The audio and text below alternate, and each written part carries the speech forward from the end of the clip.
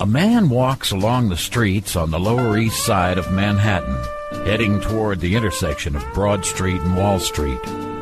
Holding his hand and keeping pace is his 9-year-old grandson. Young Daniel Frischberg is about to get a first-hand look at the New York Stock Exchange. He doesn't realize it yet, but his destiny is to be a major player in the world of finance. What he's learned over nearly 50 years, he'll teach you today, and it's all free of charge.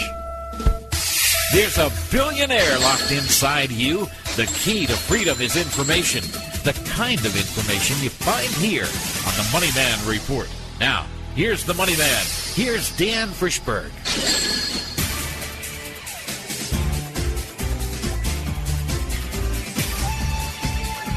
Well, welcome, good morning, and welcome to the MoneyMan Report. And whether you're listening to us on the radio, which would be lovely, or you're listening to this as a podcast on any one of a million places, we are happy to have you with us. And I'm going to tell you that my guest is Mr. X. And the reason that we keep him anonymous is because he's a real insider, and he is in charge of doing a huge amount of oil trading for one of the big majors. So he is way on the inside, but if you knew who he was, he'd have to kill you. Actually, he's not here representing an oil company, and he's not representing their positions on anything. He's just observing as a friend what's going on. And so you're able to get this perfectly legal inside information, but we need to keep him anonymous. So anyway, thank you so much for being with us, Mr. X.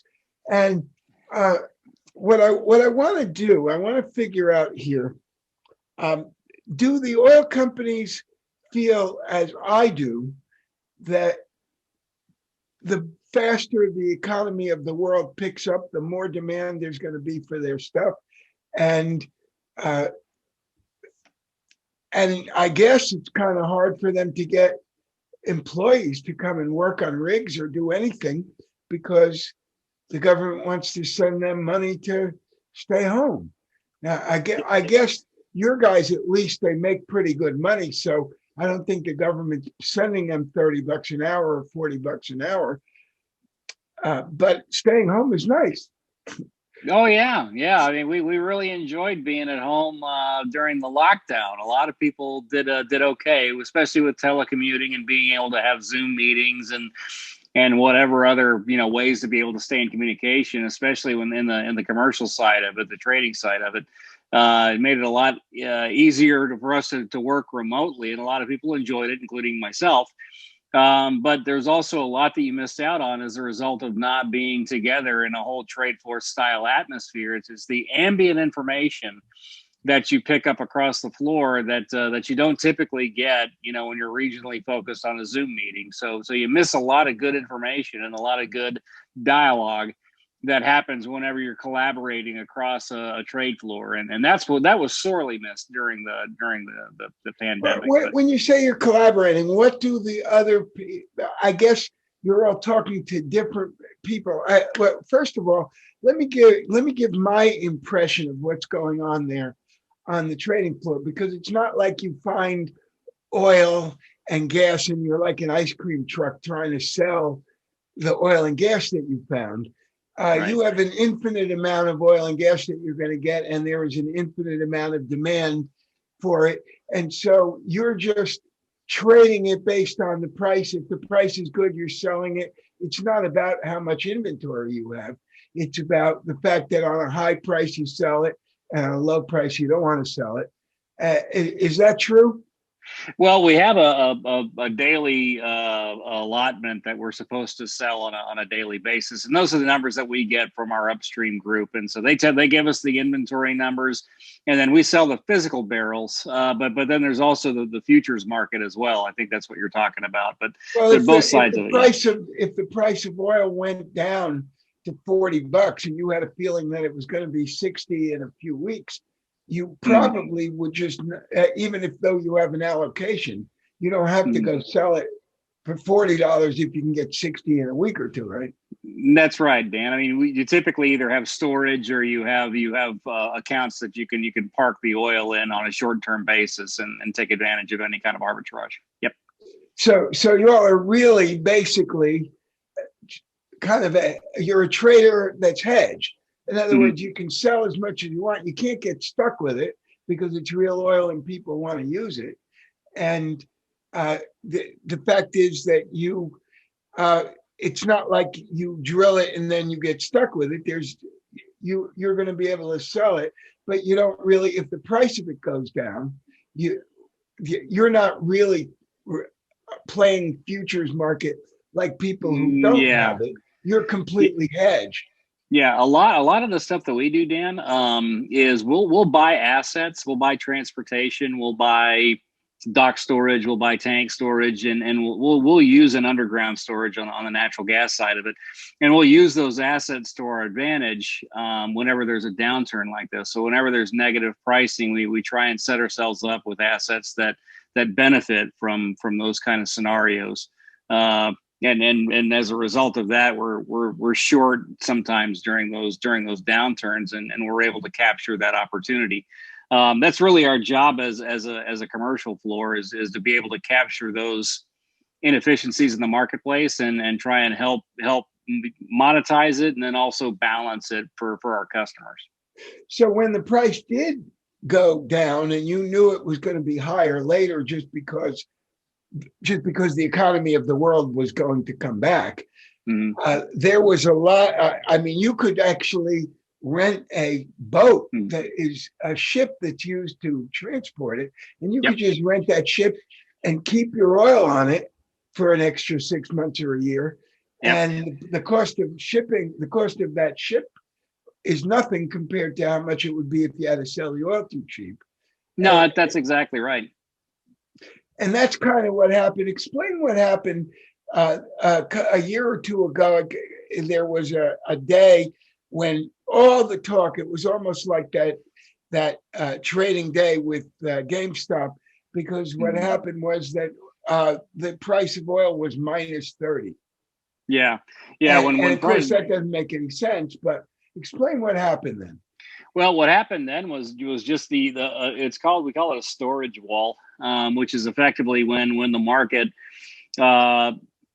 can't decide fast enough whether it needs to shut in or not, and so people will run their schedules as they do any other day.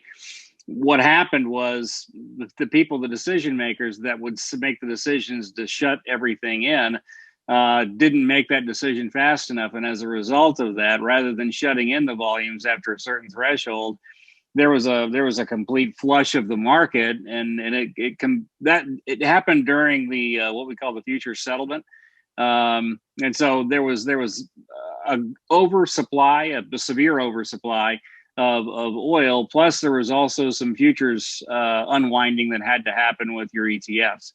And when I was in college, I would trade silver futures, but essentially when you're using the futures market, if you don't get rid of it, if you're not in that business where you can actually take delivery and store it and sell it, you have to get rid of that futures contract before it becomes due. Otherwise, they're going to deliver that oil or wheat or whatever it is to your front lawn. And essentially because you have bought it in advance, and you bought it for delivery in next September or something. And when September comes, if you haven't gotten rid of it, they're going to give it to you. They're going to deliver That's right. it. Because there was a farmer who was selling his stuff in advance, and he sold it to you for delivery next September, and he's going to sell it. He's already sold it. He's already gotten paid. So you're going to get that delivery. So That's right. So if it was a bunch of oil and it's time for you to take delivery and you're trying to sell it the day before and you can't get rid of it, nobody wants it. That's right. That's right. And there's nowhere to go with it because there's no storage to put it in the ground. All of that was no tanks above the ground. So everything was literally exacerbated at that point. And then when the market came to roll its contract to the next month, there was no bid to be had. And so everything flushed. And as a result of that, there's a lot of decisions that were made on a forward proactive basis, but it was very reactive at that point in time. So there's a lot of contingencies in play for that to probably be limited in the future. I'm not going to say it never happen again, because as soon as you say that, it does. But what you're going to see is a lot more caution around how some of these producers will evaluate a market and make decisions quicker whenever that happens. So they have all these contingency plans that they put in place, and then the executors that are out there on the front lines actually executing the trades have their marching orders. And so those kind of things are going to happen a little bit more effective going forward, because I don't believe there are so many producers, and when I'm talking about people, there are so many producers that literally had to cut a check to somebody to take delivery of their barrel, right? That's never happened before in the history. But of course, there are guys in New York or someplace who are not in the oil business who simply thought they knew what the prices were going to be, and they were stuck with these contracts, and they have nowhere to put them. They're just sitting at a desk somewhere, thinking that they know the future, and that's what happens in the futures market. No, that's exactly right. We got smoke signals of that happening in the natural gas side of the market, because it was trading for -$8 and -$7, and so when the rest of the world is trading, at $2.50, for a natural gas contract, you've got Permian Basin trading a -$8, -$9. So we had a or a foreshadowing of what was going to happen in the crude oil pit, because natural gas can trade negative during those time periods, and still the barrel is the thing that rules in the Permian. So no one really cares about natural gas. It's a waste product. So it can go negative, but there's been a lot of pipelines that have been developed that we can talk about that will help that situation out in the future. I have to stop for a little break here, because for the radio stations that carry this, you may be listening to a podcast, but the radio stations have to have commercials and news and all that stuff.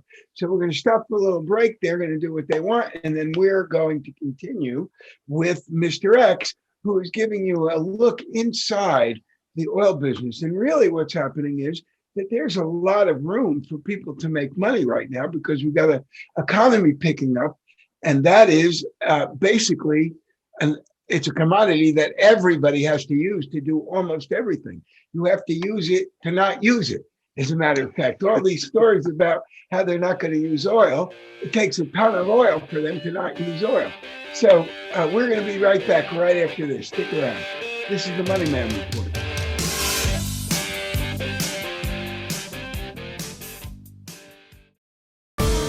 You've heard it said right here. With enough leverage, you can multiply your investing strength and move mountains.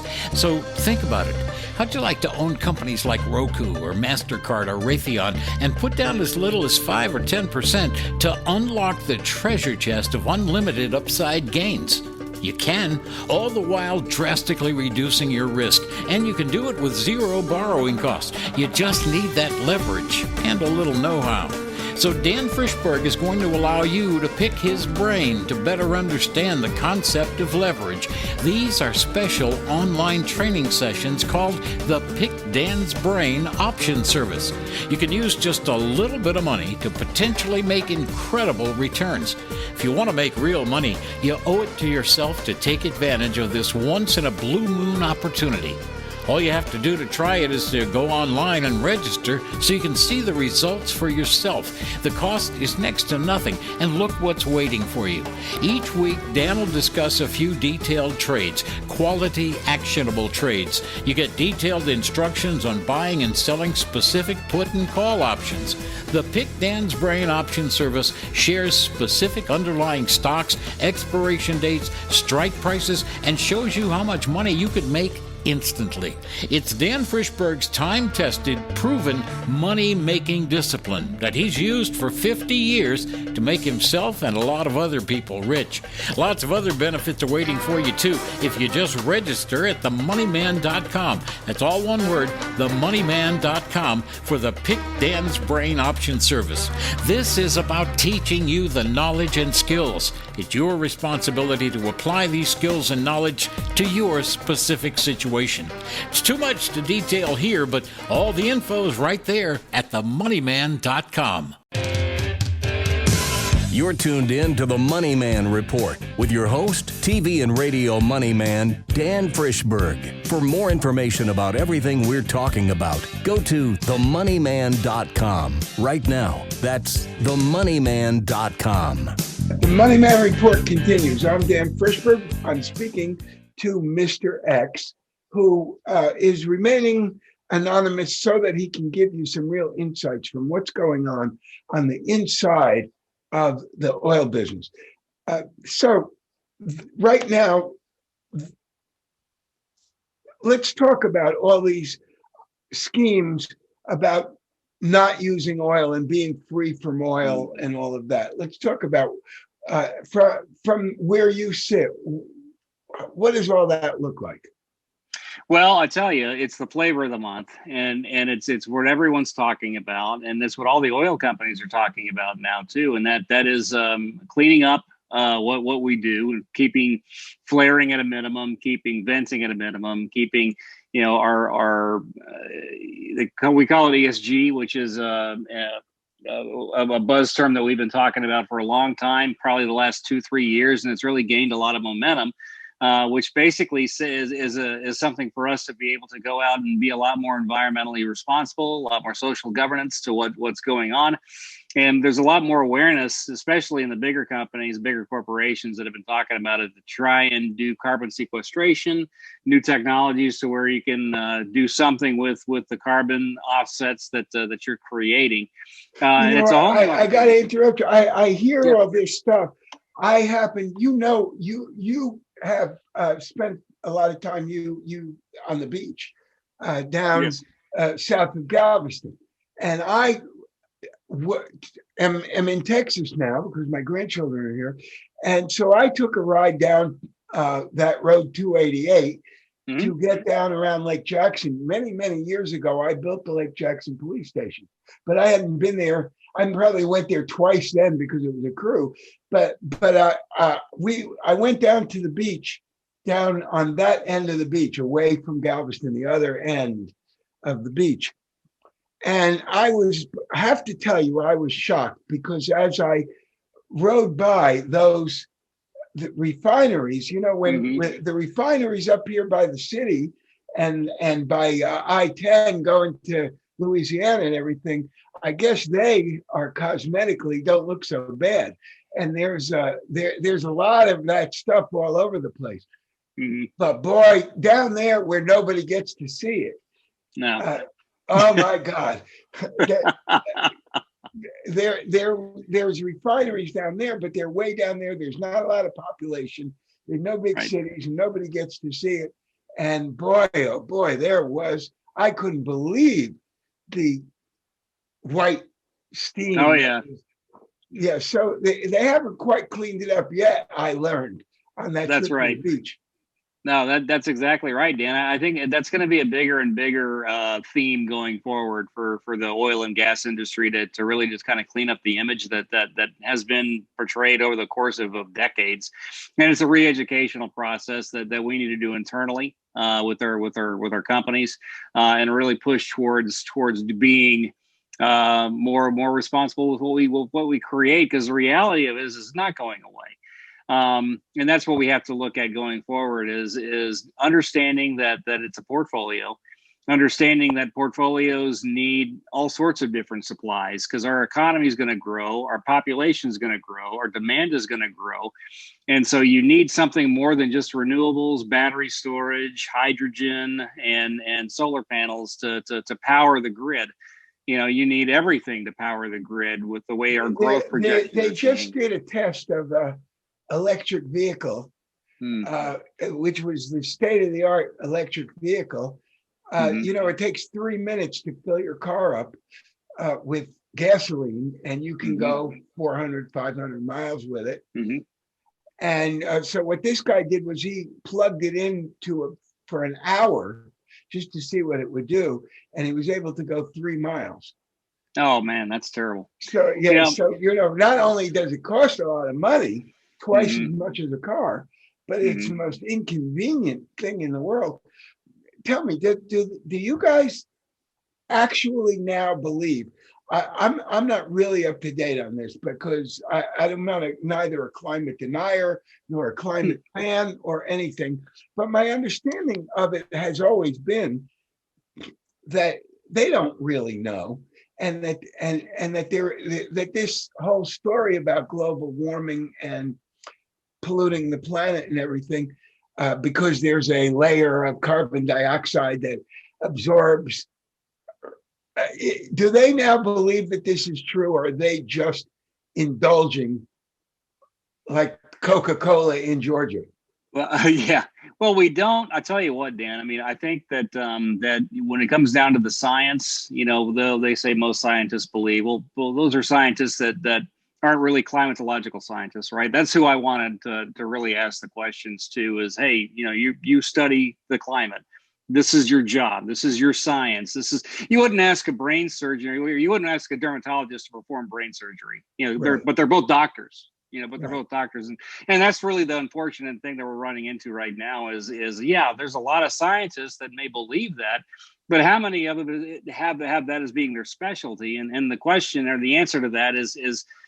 Man, I know a lot of climatological scientists that don't believe all the stuff that is being preached, but it's still being preached. And so as a company, we have to be careful about how we address some of the sensitivities around climate change or global warming or whatever you want to call it. My understanding is that we in America have reduced our carbon footprint a lot. That's right. Anyway, yep. And so have some other industrialized Western civilization kind of country. Yep. But apparently there is no real measurable change in the amount of carbon dioxide or whatever there is. In other words, it hasn't cooled down. It hasn't made any difference. Is that simply an old wives' tale, or is?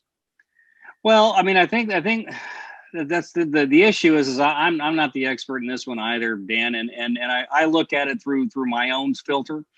And so when I look at things like the climate change and we got to be plus 2 degrees or whatever the rhetoric is now, what direction we're trying to go, it's going to be an excessive amount of cost to do whatever it is that we're trying to achieve, and trying to figure out whether we succeeded or not won't be found out until decades later. And so the damage would have already been done, the expenses would have already been paid, and the measure is really uncertain and really hard to quantify.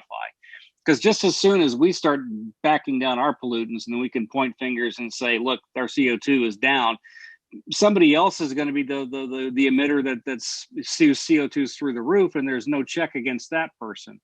And so we're a planet, just to say that we are in little boxes that we can say, hey, the United States is good and Canada's good and Mexico is good and the EU is good. But to say that other areas are bad, I don't necessarily think that that's something that we can point a finger at, because we all live on the same planet. And so if you have one bad actor in the mix that's polluting like a son of a gun, offsetting all the good that other people have done, we've just put ourselves at a humongous competitive disadvantage. And so how do you thwart that? I mean, right now the winds are saying, hey, well, this is what we want. We want renewables. Every single time I hear that, I'm hearing what you really want is volatility. And that's exactly what we saw this winter during February. And people are opening up their bills in March and saying, what in the heck is going on? Rubber plants that were used to buying natural gas for $2.50 are now paying $250 in MMBTU. And it happened too fast for them to shut their plants off. And so they got to pay these horrendous bills. there's going to be more of that as a result of switching over into a renewable intermittent style power supply. And they make fertilizer, nitrogen fertilizer out of natural gas too. That's right. And that's exactly right. They use that to feed billions of people. Yep. And when you go to a grid that's all renewable, Dan, I mean, what you do is you've converted yourself into a when the sun is shining, everything's great, and when the wind is blowing, everything is great. But when those aren't happening, boy howdy, hold on to your pants, because the prices are going to go skyrocketing, and there's no thwart against that. There's no defense against that, because gas is the only thing to fill that gap. And batteries, people say battery power, but we'll just back it up with battery.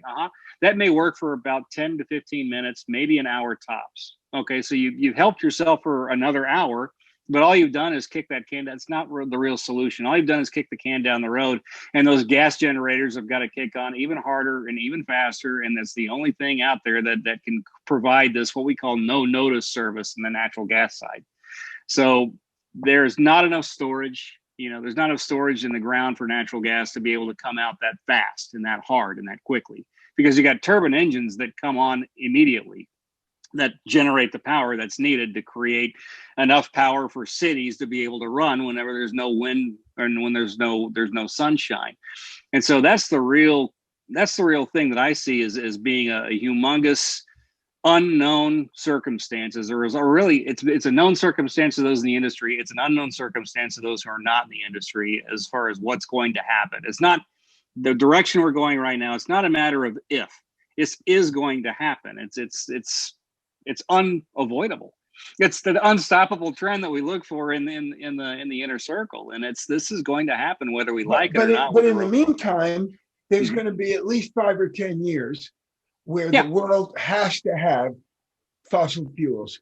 Oh yeah. Even to make solar panels, even to do all the things that they want to do, it still takes a lot of oil and gas. Yeah, Dan, it's a decadal change. I mean, we're talking about even with some of the emissions goals that we see out there being a 2030 or a 2050. You hear all these people that are pledging, allegiance to the climate accord. That's all fine and good, but the reality of it is, if you have an iPhone. Let me stop for another break. We're going to be right back, folks, right after this, and now we're going to get down to where the money is to be made over the next 4 or 5 years, regardless of all of this ecology stuff. How do we make money on powering the world for the next 5 or 10 years? And we'll talk about that right after this. Please stick around. This is the MoneyMan Report.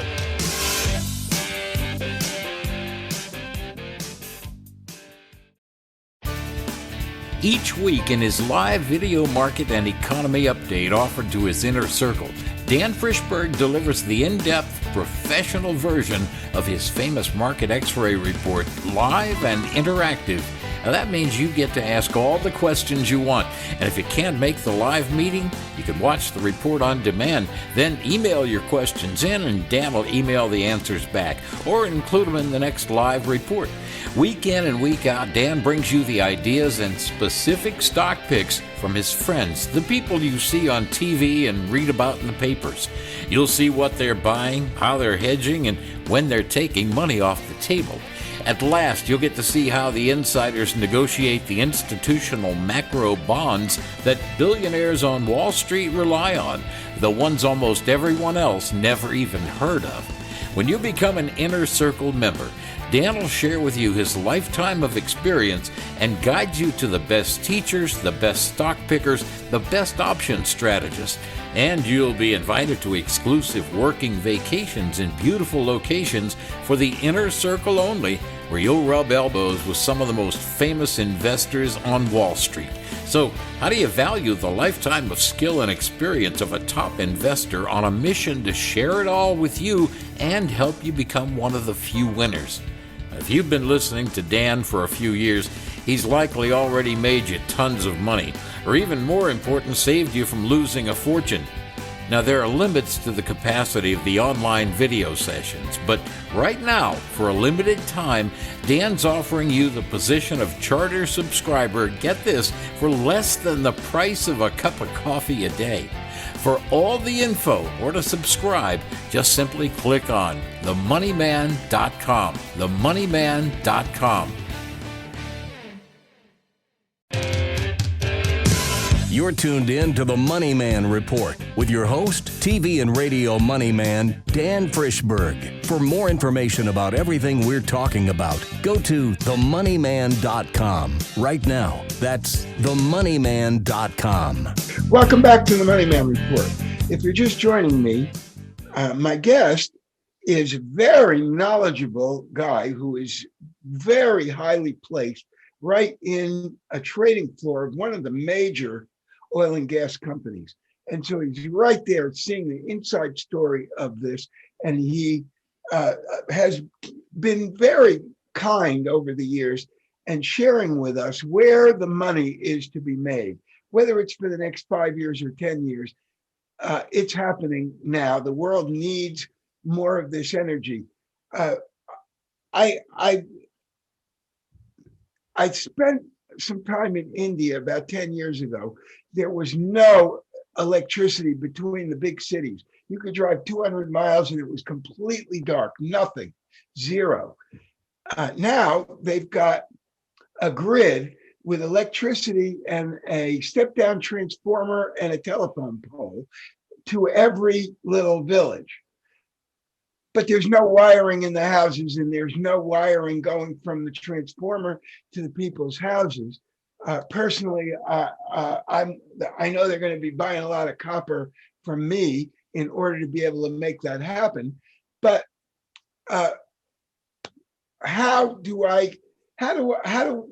we benefit from this? Being on the inside of that, what should we own that's going to inevitably make us a lot of money over the next few years? Well, I think you're right, Dan. I think the infrastructure build out is going to be tremendous, and the rise of the middle class on the global scale is going to be unlike anything we've seen in my lifetime, and I'm sure in yours as well. But we're talking about things that would benefit from the rising economies of scale, and so that in my opinion is copper producers like a Freeport-McMoRan.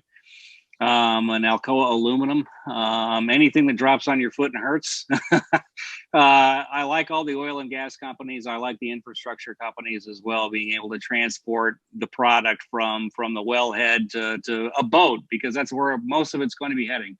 Does it matter whether companies have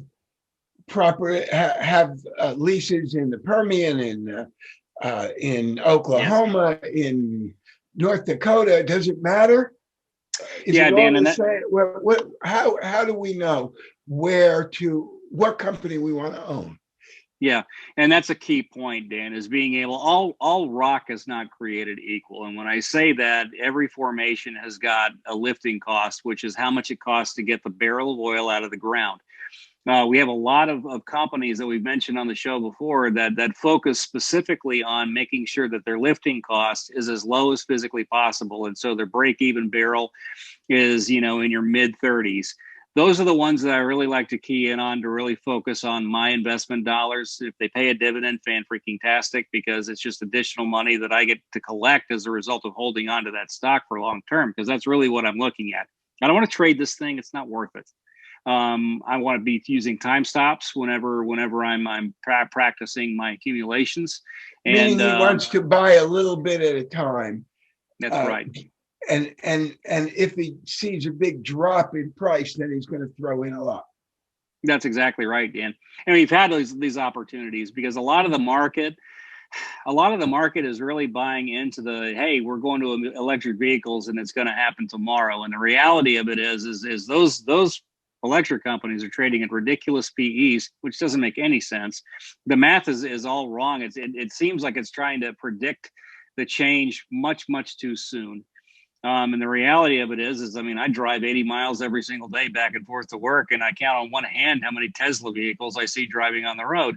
And that tells me that the change is going to be a lot slower than the market is predicting. And as a result of that, the big mistake, in my opinion, is being made exactly what we were just talking about. Oil companies that have great rock, great formations, low lifting costs, are disciplined in their growth, and being able to pay dividends and do share buybacks. And all those things are key components, being liquid, flush with cash. And then what do you do with that cash?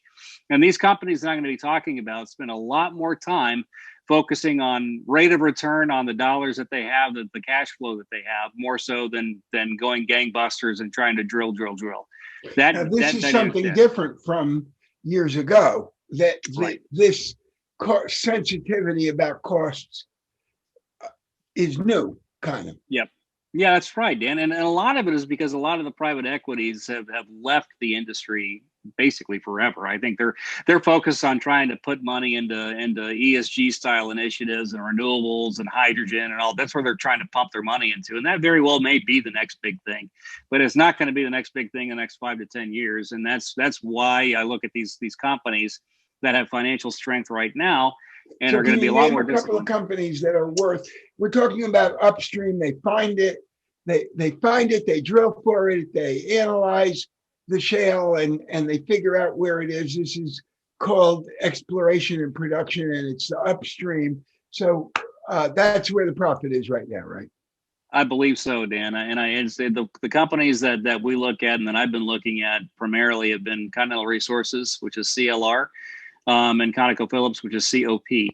Both of those have done a pretty good job coming into the downturn and navigating through the downturn. And now every one of them's on the outside, on the backside, or the upswing of what's about to happen with the growth on the globe. So let me ask you this: these are particularly smart managers who make good decisions, and now you get to buy into a company where they've made the good decisions, and now the payoff comes.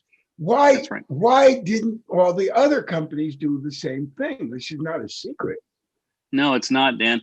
A lot of them, I hate the word feel. I think a lot of them looked at the situation in the Permian, which was the hot topic for the longest period of time in the oil patch, and it was, how do we get acreage? And they were throwing money at it, buying people way overpriced, putting crazy valuations on things. And it was the people that sat back and waited and were patient that were able to buy companies at ridiculously low multiples. Some of the acquisitions that some of these companies made at the downturn were just strokes of brilliance as far as what I'm concerned. And their valuations that they picked them up for is, I'm not going to say theft, but I will say it was very, very smartly bought.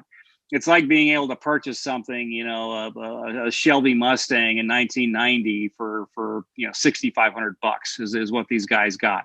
And I think that what you're going to see is the rewards. And right now, the street is still making a mistake on it. The upsides in both of these companies that I just mentioned, because of their strategic positioning and because of their ability to be able to maintain cash flow during the downtimes and buy a company that was severely discounted on a valuations perspective, being able to do that and come out of it whole, stronger, with a better balance sheet, with better rock, with better formations, with greater acreage, and they only paid par plus small. It's amazing to see some of the deals that were done, and how they're planning on growing going forward is also something that's catching my eye, as far as how they plan on growing, but not crazy growing and maintaining a three pillar. We're talking Continental Resources, and we're talking about ConocoPhillips right now.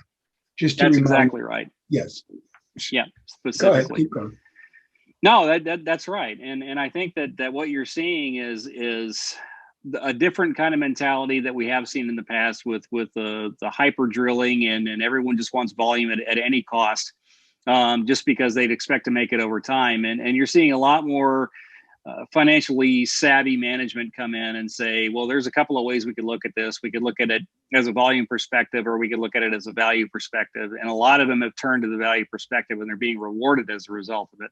But the move is nowhere near from being over, because the growth is still going to happen across the globe, and the demand is going to come back as soon as COVID is the restrictions are eased across the country. We've only got really 2 states that have opened up mostly. So there's 48 to go, and the demand that's associated with that is going to be tremendous, plus travel. everybody's ready to roll. Everyone's ready to go on trips and enjoy all the money that they haven't been spending over the last year and a half. And so all of that is going to create a tremendous amount of travel dollars. So my expectations are, there's going to be a hellacious amount of growth and demand between now and the end of the year. And that's just going to cascade into the forwards. And when I say forwards, I'm talking 23 and beyond. So none of these prices that are currently in the market right now, even though there was a big move today, we're not even near where we were 3 months ago with some of these companies that I just mentioned. Both of them, I think their highs are 10 to 12% greater than where we are currently. And so I think that again, the market is discounting the so that would be like $60 a barrel compared to $70 a barrel. It's kind of like what you're talking about. Arthur Laffer, my old partner, well, it was $140 a barrel, and he said, "Okay, sell now." And that was like 2007 or so. 140 a barrel. Yeah. So, are we ever going to see that again? Well, I'm never going to say never, right? So, you've got $100 crude is certainly not out of the picture, and reason being is you take a look at inflation, right? So that's the wild card. You've got governments that are throwing cash at the problem, and at some point that has to come to roost. I don't know when that actually happens, and so as a result of that, it's yet another tailwind for commodities in general. Is just the devaluation of the currency, and how do you buy a bar of gold or a barrel of crude? I'm coming up on this break again. Yep. And I want to cover natural gas and how people can make money on natural gas. It burns clean. I've got to stop for a little break. You're listening to the MoneyMan Report. Mr. X, one of the most knowledgeable guys I know in the oil business, giving us some real insight. And he's going to continue doing that one more time around. So please stick around. This is the MoneyMan Report.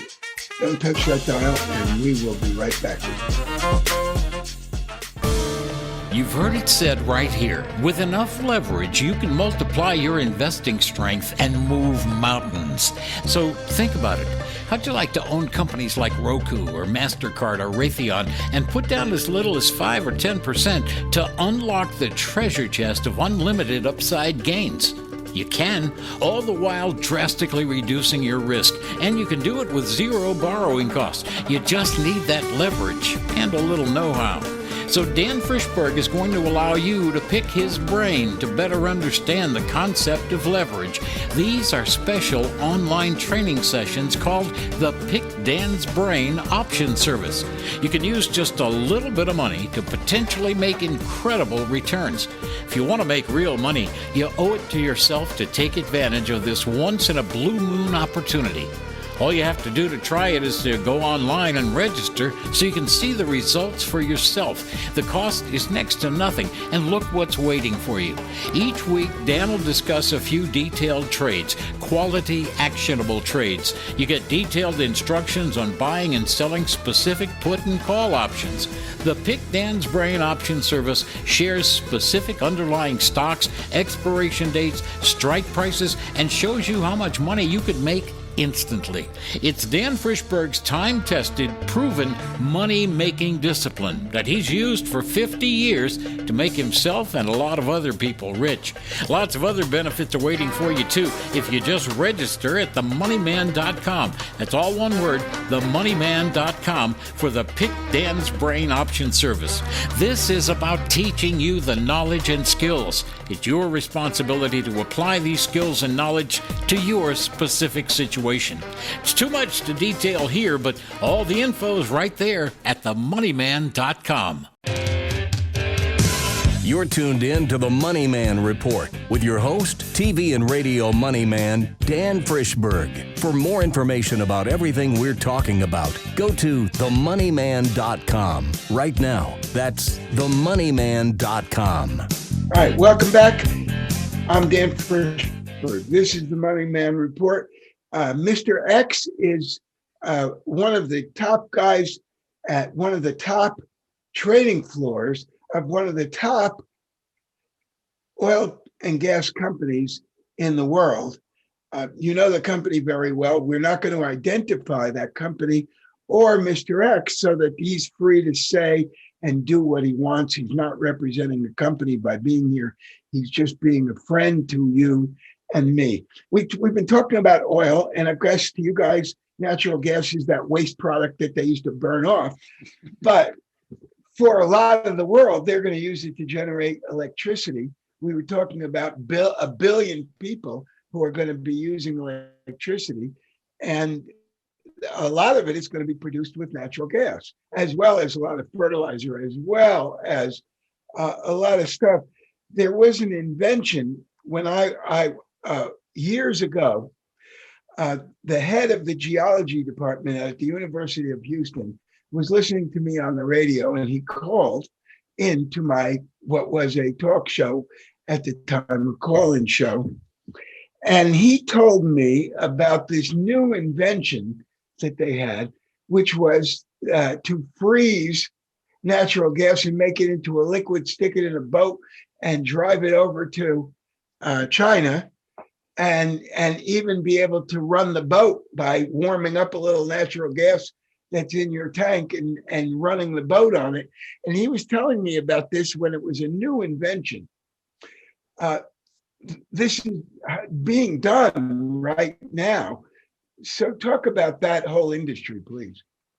It's fascinating. So yeah, they freeze it at a hyper cold temperature, and they liquefy it, and they put it on a boat at a terminal.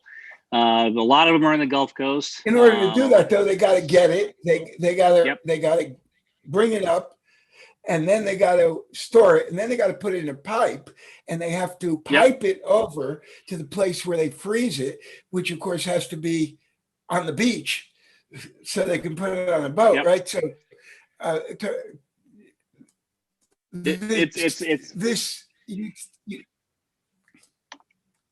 sorry. Yeah. No, it's a fascinating process, and I would bore everybody to death with the details on it, but yeah, essentially what it is natural gas goes from different areas of the United States in pipelines underground to the actual storage tanks where they take the product, and then they liquefy it and they put it on a boat, and then it goes over to Tokyo, or it goes over to the Europe nations, or it goes wherever, right? It goes wherever it wants to go.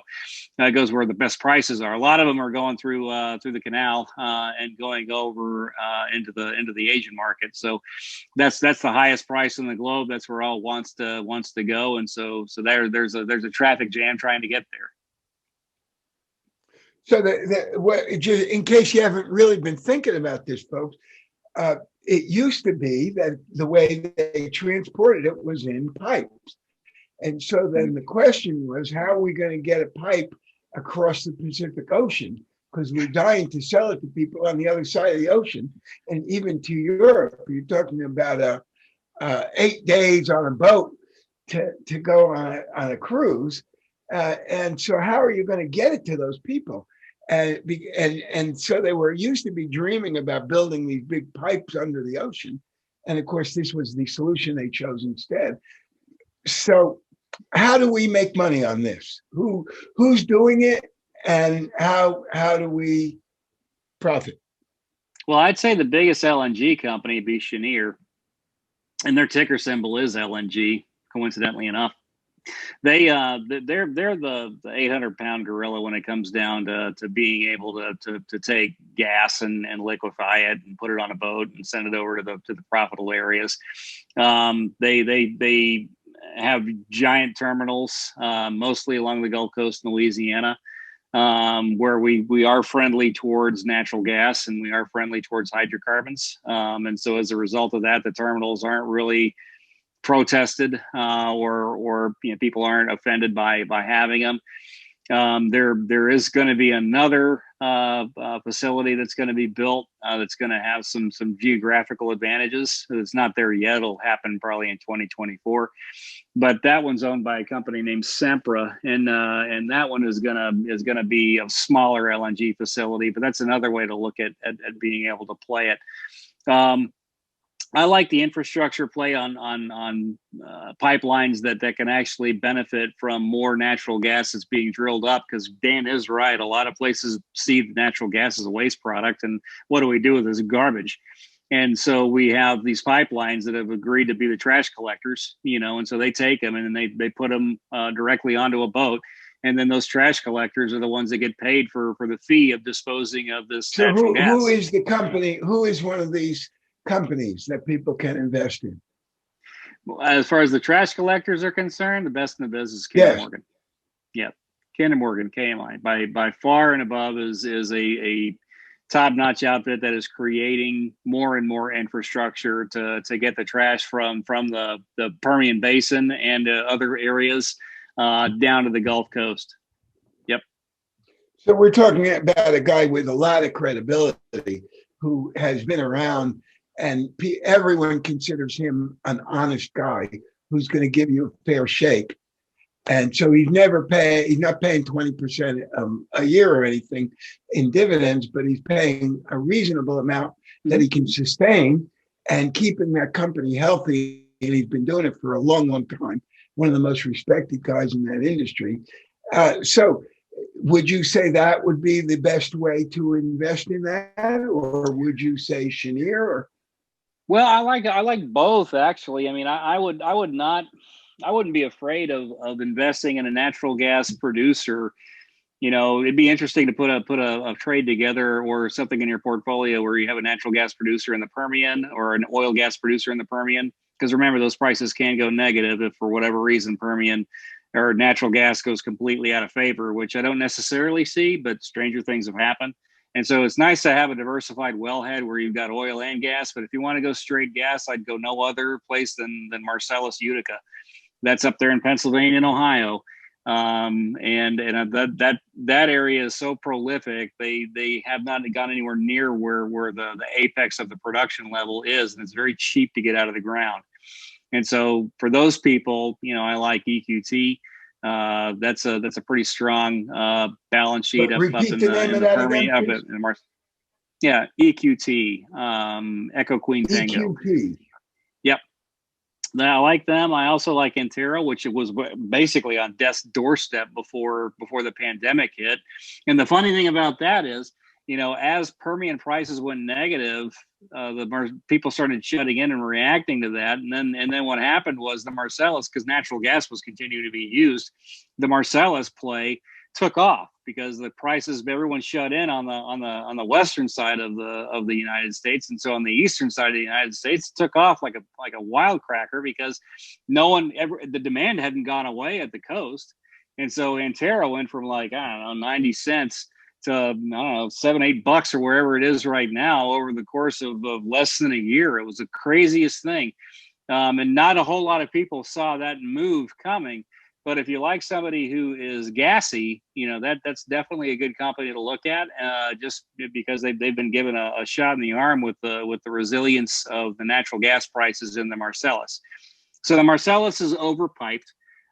Being able to get to the Gulf Coast is a lot easier than it had been in the past. And as a result of the infrastructure build out, a lot of those companies up there didn't do so hot on the long-term contracting that they had to do. But Kinder Morgan wasn't necessarily one of the ones that was caught up in the bankruptcy backlash that we saw a couple of years ago. So that's right, Dan. And again, strategically, locationally speaking, they have the cheapest rock to drill, and so that just means that remember that whenever you drill a well, it's got a natural decline rate, and so it comes on with a lot of oil at first, and it slowly dies over a period of time. And they were able to improve their positions by having a little money when times were bad and when companies were going out of business. They were able to upgrade their leases and upgrade their equipment and everything, right? Exactly right, Dan. They sold off the areas that had higher price lifting costs, and they bought larger positions in their lower holding costs or lower lifting cost areas. Just genius move. It'll pay off in dividends later. I mean, and when I say later, I mean more immediately than. And we're completely out of time. I keep wanting to say your name but this is Mr. Exelon. Thank you so much for spending all this time with us. It's made us a lot of money over the years. You've done it again today, and it's also fascinating. You do it so well. So thank you so much. It is my pleasure, Dan. I really enjoy being a part of your life and a part of your program. Cool. And folks, we'll see you next time. That's all we got time for today. Thank you. You've been listening to the sound of your money growing. This has been the MoneyMan Report with your host, radio and TV money man, Dan Frischberg. Hear it again every weekday morning here on Bradenton's WWPR, broadcasting worldwide. It's Better Living Radio.